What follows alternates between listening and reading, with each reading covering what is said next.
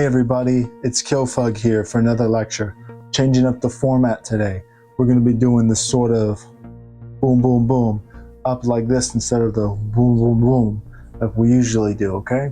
Just mixing it up, trying something new, exploring, having fun. That's what it's about. Now, today's lecture is going to be about finding the art within you. This is about going inside your own brain and heart and figuring out what kind of creative, cool stuff is going on in there and sharing it with yourself and the world, okay? Now, my name is Killfug, okay? I already spelled it here for you. That's K-Y-O. I always put a dot in the middle of the O, F-U-G. And today, we're going to be learning about what? Finding creativity within you. That's what we're doing. So we're going to go inside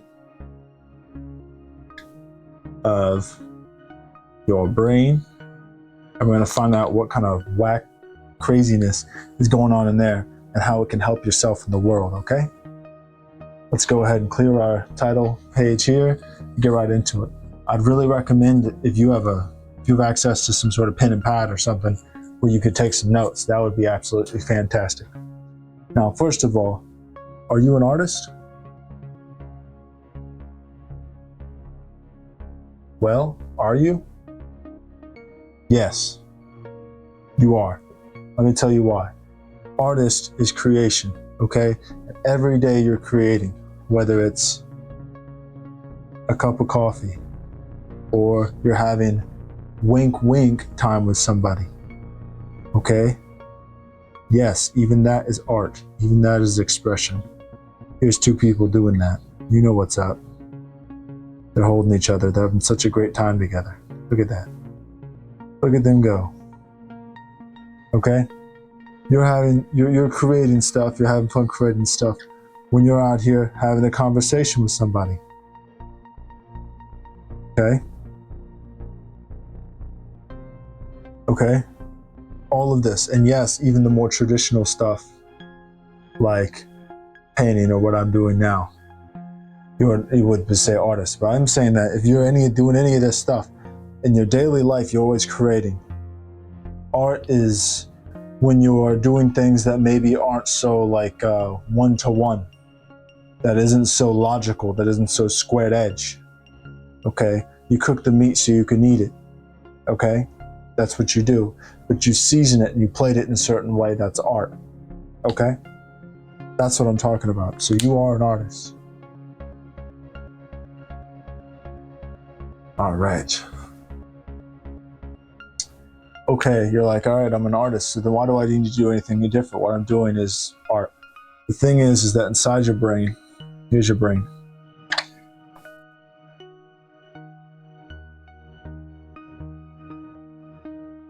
Here's your brain, and here's your eyeball, and your teeth. You know, like a brain diagram you see in a hospital. Okay? Here's your brain. Now, inside your brain, there's all kinds of stuff going on. But when this stuff rattles around, stuff comes in here, stuff goes in your ear, stuff comes in here through your nose, stuff comes in here through your tongue, and then you touch stuff, you know, your senses, right? That all goes into your brain, but then it gets in here and it scrambles around. But then when it comes back out here or here, it's different. It gets censored.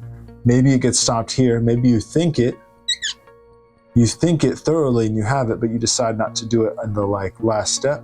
Or maybe it's all the way back here in the back of your brain, the subconscious zone, and it's not even unlocked. And that's mainly what we're trying to do here with art and creativity. That's where creativity comes from, back brain. Okay? Now listen, you can talk about science. Here's a beaker. You can talk about science. A beaker with shit coming out of it. Okay? That's great. Go somewhere else. I mean, we're doing science. This is hard science, but also, who gives a hoot, right? What I'm saying is by front brain and back brain. The front of the brain here, that's logic. That's 1, 2, 3. Conceptual thinking. Back here, that's the floatiness, and there's a middle part. You also have the base, the jelly, little primordial jelly down here. That's where you got the freaking lizard juice. That's where you're just like, I want to eat a hamburger, I want to have sex.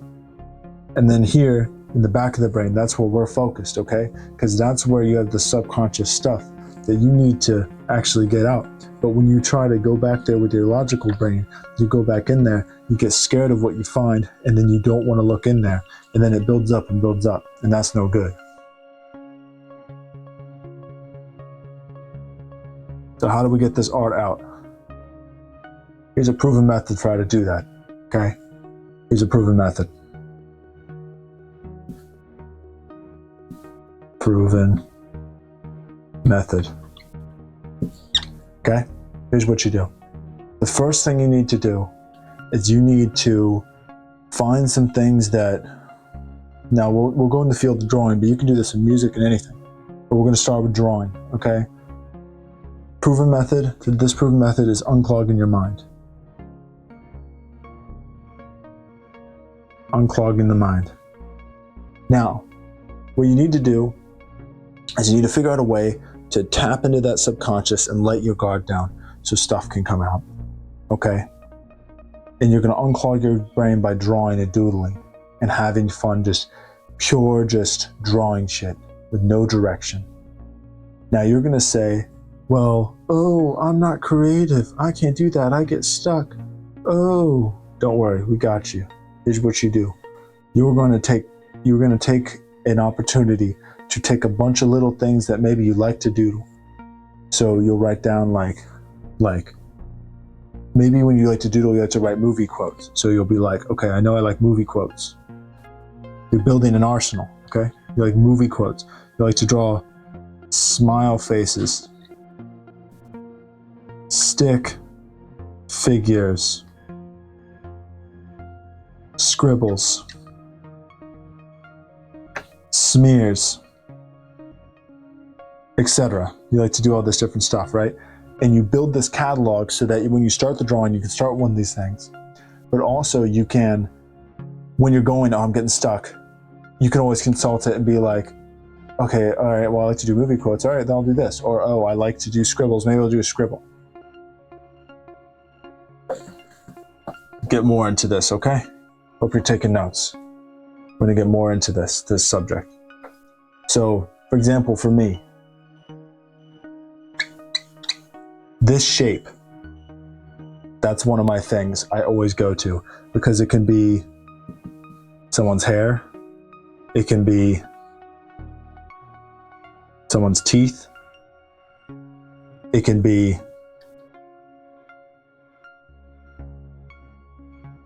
in some ears, it can be all sorts of things, okay? That is a very valuable shape doodle for me. Also, the classic eye like this, but also an eye like this, and also an eye like that is very useful to me. And look, even my hands are just these same lumps again, okay? I don't have to do all of these things like that every time, but I have an arsenal of things I can go to. I also like to do big block letter words. Some of it's gibberish, some of it's real. Okay? You build this arsenal of things to go to. Now, there's an actual exercise that goes along with this segment. You're gonna set a timer for 20 minutes. You're gonna get a pen and pad or a pencil or marker or a pad, whatever, a canvas, whatever. You're gonna get a material, keep it simple, probably one thing onto one surface, right? To keep it straight away. And what you're gonna do is you are going to set that timer. You're gonna have your sheet on the side, your cheat sheet, with all your things, and you're gonna draw and doodle, and you're gonna do this, and you're gonna generate this picture without thinking, mindless. But here's the thing, not completely mindless, okay? In Buddhism, there's such a thing as the middle path. And I think it's generally a good piece of advice. It's a very nuanced subject, and I know I'm just using it as a way to explain my thing, okay? I'm not saying this is what Buddhism is. Just taking a great metaphor they have. The middle path is when you have a string on an instrument, let's say a guitar. Too loose, it rattles around. So that would be like if you're being too undisciplined, you're just scribbling everywhere. No thinking at all, pure motion, automated. And then too tight would be in the string snaps, right? Can't play it at all, string snaps, you do too tight snaps. That would be like you're being too methodical and trying to make a beautiful picture and draw realistic faces, and you're sweating it out and you're just thinking too much about the draftsman side of it. That would be too tight. The middle path is right in the middle. Not too tight, not too loose. This is the push and pull.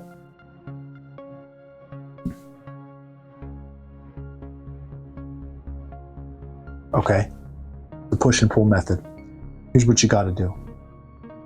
You have to balance between the naive impulses and the conceptual, like the logical square brain. And you got to have both of those back and forth. What a lot of times will happen, you're in the scribble zone. You're going crazy and it'll start to get stale. All right, this is just a motor function now. Immediately pivot to something extremely concrete. If your whole drawing has been a bunch of, boom, pivot to, I'm drawing a happy man. Lock out of that, because sometimes to loosen up, you actually need to tighten up a little bit. Start drawing a happy man, and maybe that'll unlock something new for you, okay? Same thing, vice versa. If you're getting too lost in the sauce and you're doing too many, okay, I'm trying to do a cool doodle of faces and trying to make it look compositionally nice. You're like, okay, I need to break out of that. I just need to break out. I need to just write words really fast to the point where you can't read them. And I just need to go. And you need to balance, because too much either way, it won't let the subconscious energy, ideas and impulses come through. Because if you're too tight, you're more focused on the front brain like we were talking about. You're too focused on the make that line good, composition, And if you're too crazy, then you're purely just on remember the diagram of the brain? You're just in that little juicy lizard part at the bottom, and you're just automated, which is fun sometimes. That's not this exercise. You gotta push and pull. If you notice you're going too much this way, redirect a little bit. Try and ride that middle path. Now, after you've done a bunch of this drawing, okay? You've done a bunch of this, and your timer goes off and you have this page full of random shit. Here's the trick. We have to reflect. You have to take it and you have to analyze it. Now, here's what's awesome.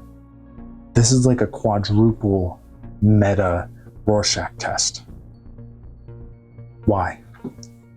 Because when you're making it initially, you're going off of impulse and you're drawing things randomly.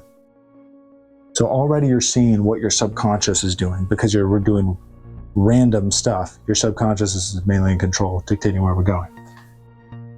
Then, as soon as you start making marks, your brain starts to recognize patterns and build off of that. So already when I do this shape, my brain already, it tells you, okay, well, I see when I do a shape like this, it leads to this, right? So what you could do is you could think of it this way. You are seeing where your brain is, how your brain operates, how this section connects to this path to this path. And that's awesome. Okay. But so you're drawing. Your feedback is happening in the moment, where you're drawing this. And when you draw that, it makes you want to draw this. And boom, that's happening. And when you go back to reflect on it, you'll get to see what you were thinking, when you were making it, right? And what you see when you're analyzing it. Since you're analyzing your own thing, you're biased. You're also seeing what you want to see. Like, who cares if that's actually what's there? I mean, I care. It would be cool if you could find exactly what was going on in your subconscious. But the main fruit here is you make your own Rorschach test, and then you analyze it, and then maybe it just helps you process something that's been going on. Maybe the drawing itself is mainly like that because your wrist hurt, or it was starting to get fatigued, but you didn't really know that yet, but your body did, so you were doing a lot of scribbles.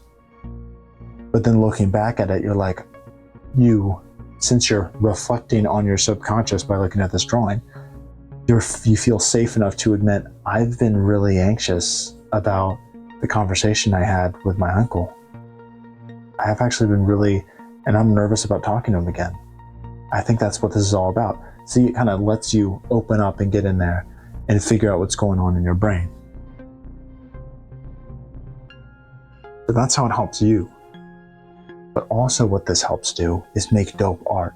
Because when you're going in your subconscious and making the most real stuff, people always talk about pre-planned, cold, unnatural, and organic, sort of feeling in art is shitty. Well, when you're going from your subconscious and you learn how to wield it like a wild beast and you're able to ride it, you can create shit that is like a combination of getting good at your own style of art while also being able to, like, mastering a specific ability, a style, while also being able to tap into a subconscious that you have very little influence over. You're getting to go to this special place and you're able to find things that maybe you wouldn't have found before. And I really think that's beautiful. I really think that's awesome.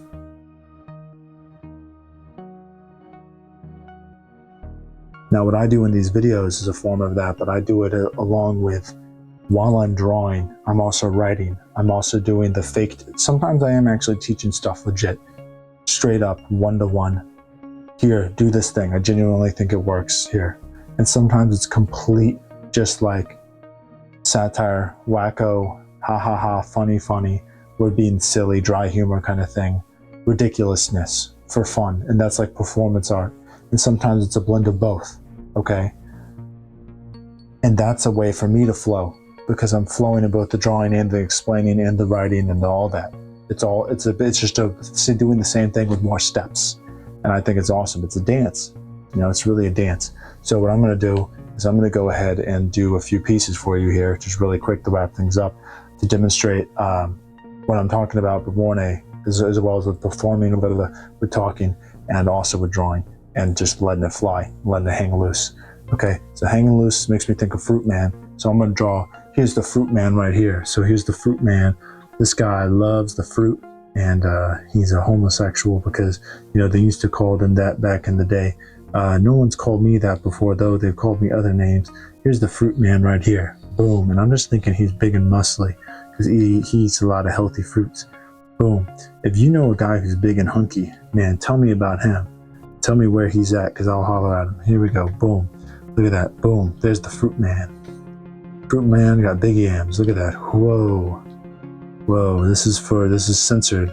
Gotta censor it because we don't want people to get too excited about the Fruit Man. Wow. Look at this guy. That's a rockin' bod there, Fruit Man.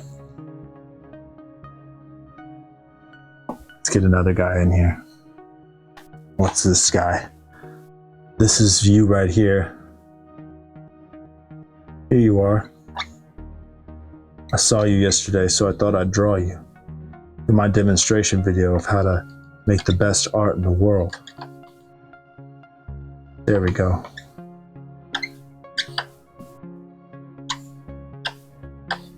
There you are.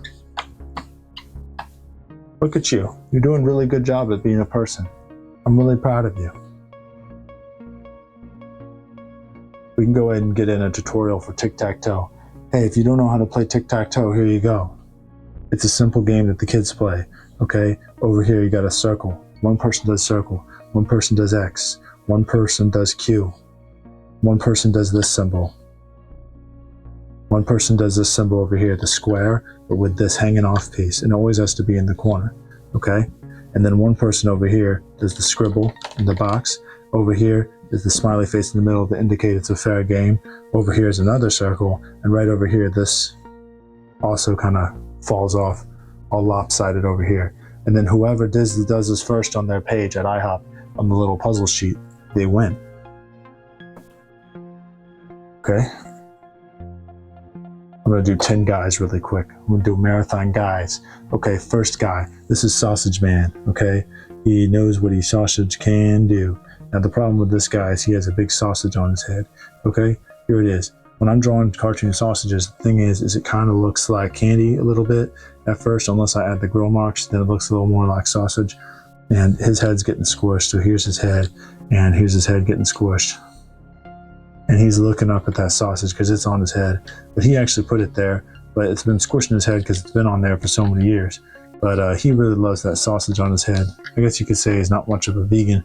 He's more of a Keegan. If you know anyone named Keegan, send this to them and tell them that they're really not a nice person. I just also see, I turned this great video about drawing a cool picture, and I turned it in a way for people to confront their enemies who are named Keegan, you know? So there you go, it's a hot sausage on this guy's head. I said I was going to do 10 guys. I haven't been keeping track, so just the algebra is out the window and the multiplication is in. You know what I mean? Let's draw this guy.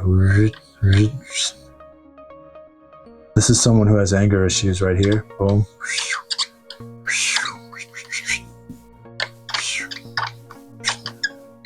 This is the person that's been stalking you on Facebook for 10 years. This is what they actually look like. Their profile picture is actually AI. And you're saying, well, 10 years, then how did they generate a photo with AI? They actually invented it. They actually are the sentient AI who generated AI. All right. Now, you're probably wondering, why is his mouth like this? Let me tell you why. Because his eye is like this. And if his lips weren't long enough, how would his other eye be able to balance over here? And his nose be able to be on top? You see what I'm saying? And his hand comes out here to hold up. There we go. See, it holds up his lip. And his other hand here balances on the ground.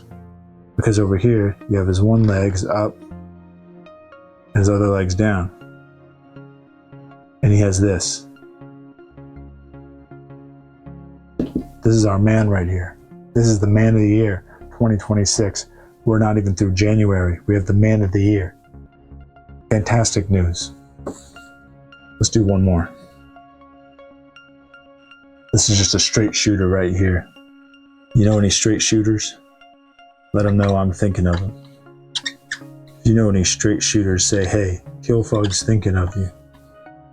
And I'll say, hey, I know you.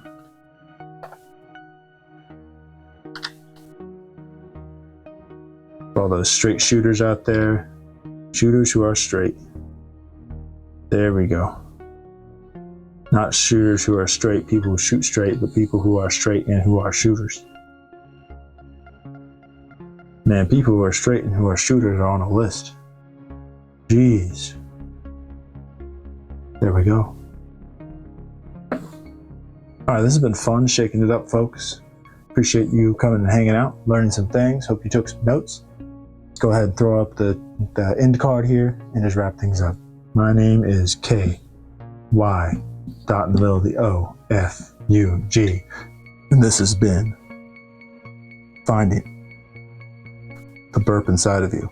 And after that, finding the art within you. I'm happy as a clam because I got to hang out with you and make some dope art. This has been really fun. Been fun trying out a new format. Listen, it's fluid. We're having fun with it. Can I say fun 12 times in one video? I don't think